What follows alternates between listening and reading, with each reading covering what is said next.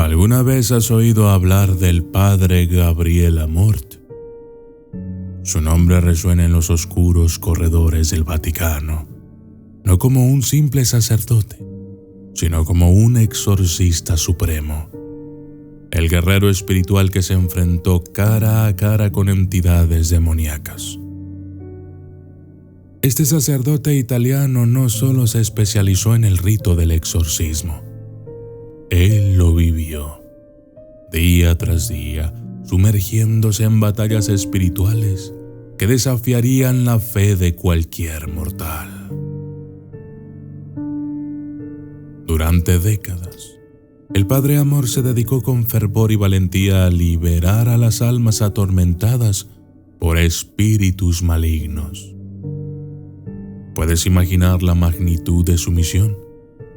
Miles de exorcismos, cada uno con su propia historia de terror y redención, marcaron su carrera. Su destreza y profundo conocimiento en el arte del exorcismo no pasaron desapercibidos. El Vaticano lo reconoció, otorgándole el título de exorcista en jefe.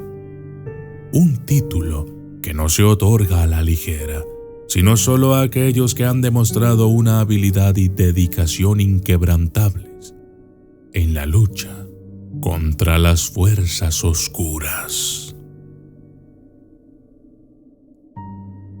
Y yo soy el documentalista, y esto es la historia de Gabriel Amorth. Desde las sombras hasta la luz, desde el misterio y la intriga, tocando temas tabú. Y descubrí en medio de la terquedad que existen mundos paralelos. Y a través de mis errores conocí la humildad, haciendo un pacto con el cielo. Yo soy el documentalista. Recientemente se ha llevado su vida al cine. Hay un detalle que muchos desconocen. ¿Sabías que el padre Amorth fue la inspiración detrás de una de las películas de terror más icónicas de todos los tiempos? Sí, estamos hablando de El Exorcista. El personaje del padre Karras no es simplemente un personaje ficticio, sino un reflejo de las hazañas y desafíos enfrentados por el padre Amorth. Así que, la próxima vez que escuches sobre un exorcismo, o veas una película sobre el tema, recuerda al valiente padre Amorth, el hombre que se enfrentó a las sombras y cuyo legado sigue vivo, inspirando tanto miedo como asombro. ¿Cómo se convirtió Gabriel Amorth en exorcista? Gabriel Amorth, o Gabriele Amorth, a pesar de provenir de una familia con arraigadas creencias católicas, no mostró en su juventud una fe inquebrantable. De hecho, confesó en entrevistas que, siendo niño, solía caer dormido durante las misas. Algo que muchos podrían considerar impensable para el futuro exorcista del Vaticano. Siguiendo los pasos de su padre y abuelo, Amorth se sumergió en el mundo del derecho, convirtiéndose en abogado y trabajando para el Partido de los Jóvenes Demócratas Cristianos. Sin embargo, un giro inesperado en su vida lo llevó a unirse a la Congregación de San Pablo. En tan solo 4 años, en 1951, fue ordenado sacerdote. Pero, ¿cómo se adentró en el oscuro y misterioso mundo del exorcismo? El destino llamó a su puerta en 1986, cuando el vicario de Roma lo eligió como aprendiz del entonces exorcista principal del Vaticano, Cándido Amantini. Bajo su tutela, Amorth se sumergió en el estudio de la demonología y el arte del exorcismo. Al fallecer Amantini en 1992, Amorth ya era un experto en el campo y tomó su lugar. Pero su pasión no se detuvo ahí. Antes de ser reconocido como el exorcista oficial del Vaticano, fundó una prestigiosa asociación internacional de exorcistas en Roma, dedicada a formar a otros sacerdotes en este rito tan especializado. Esta institución ganó tal renombre que, a partir de 1994, comenzaron a realizarse conferencias bianuales abordando diversos aspectos del exorcismo. ¿Quién hubiera imaginado que el joven que solía dormirse en misa se convertiría en el guardián espiritual contra las fuerzas oscuras? Elevado número de exorcismos. Las representaciones cinematográficas, como la reciente película protagonizada por Russell Crowe, El exorcista del Papa, han sido objeto de críticas por parte de aquellos que conocieron y trabajaron con el padre Amorth. Su principal queja radica en la exageración de los efectos especiales y la inexactitud en la representación de los demonios. Pero, ¿qué hay de verdad en los exorcismos realizados por Amorth? La controversia rodea aún hoy los rituales llevados a cabo por este sacerdote. En el apogeo de su carrera, se dice que Amorth podía realizar hasta 20 exorcismos en un solo día, documentando meticulosamente cada uno y compartiendo sus experiencias en varios libros. Aunque cada sesión promediaba unos 30 minutos, contaba con la ayuda de 4 asistentes para los casos más complicados. Pero, ¿estamos hablando de miles de posesiones demoníacas diarias? La respuesta es un rotundo no. De los aproximadamente 160,000 exorcismos que Amorth afirmó haber realizado, solo un pequeño porcentaje, alrededor de un centenar, eran auténticas posesiones demoníacas. El resto, según él, eran trastornos explicables por la psiquiatría o intentos de engaño por parte de personas en busca de atención o beneficio económico. Y en cuanto a esos raros casos genuinos, Amorth relató experiencias que desafían la lógica. Habló de testigos que mostraban una fuerza sobrehumana, de individuos que vomitaban objetos inexplicables y de voces que hablaban en lenguas antiguas, desconocidas para el poseído. Mitos o realidades. La línea entre la fe y la ficción es delgada, pero lo que es innegable es el impacto y la dedicación del padre Gabriel Amorth en el mundo del exorcismo. Los exorcismos no son como la gente cree. Las imágenes de personas retorciéndose, hablando en lenguas extrañas y manifestando fuerzas naturales han calado hondo en la psique de muchos. Pero, ¿es esta la verdadera cara de los exorcismos? Gabriel Amorth, el renombrado exorcista del Vaticano, abordó este tema con una mezcla de humor y escepticismo. A pesar de ser uno de los exorcistas más célebres del mundo, su enfoque estaba lejos de ser sensacionalista. De hecho, su primera respuesta a las súplicas de ayuda solía ser derivar a las personas a especialistas médicos.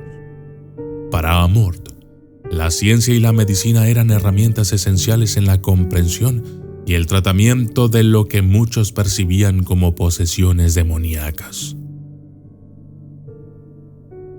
Aunque su nombre se asocia con miles de exorcismos, el propio Amorth admitió que solo un pequeño porcentaje de estos casos eran auténticas posesiones.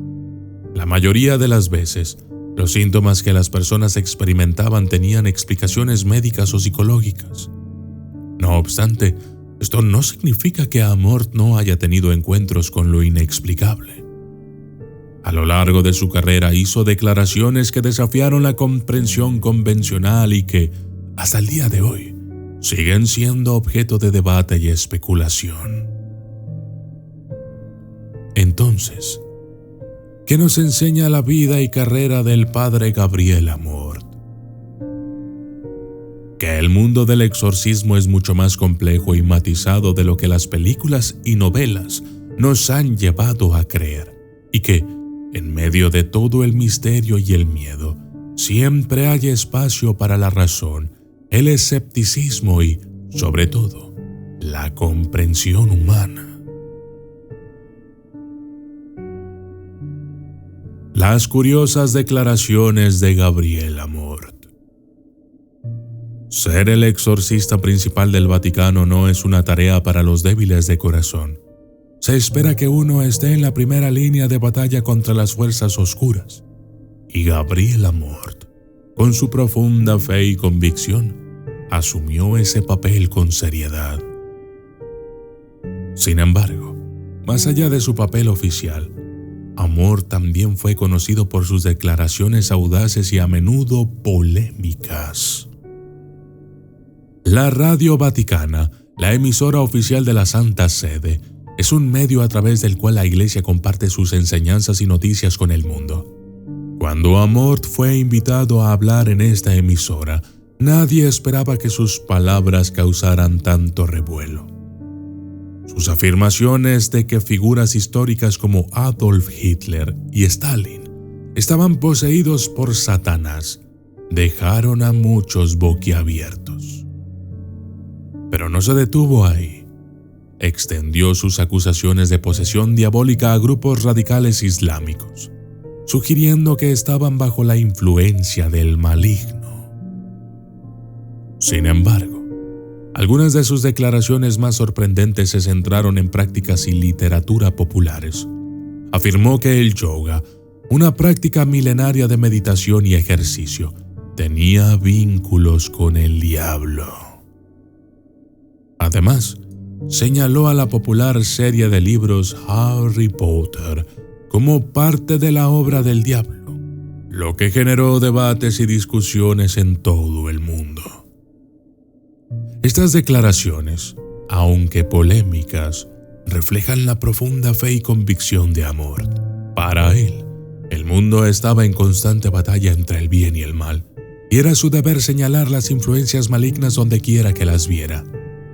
Aunque muchos pueden no estar de acuerdo con sus puntos de vista, no se puede negar que Gabriel Amorth vivió su vida con una pasión y un propósito inquebrantables, defendiendo lo que creía hasta el final.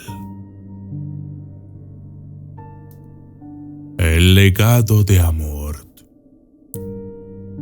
En una era dominada por la ciencia y la tecnología, ¿podría un exorcista capturar la imaginación del mundo? Gabriel Amorth no solo lo hizo, sino que también revivió un rito antiguo, llevándolo al centro de atención del siglo XXI. La influencia de Amorth fue tan poderosa que, bajo su sombra, el número de personas que afirmaban estar poseídas se disparó. Italia, su tierra natal, vio un aumento sin precedentes con informes que sugerían hasta 500,000 de poseídos al año.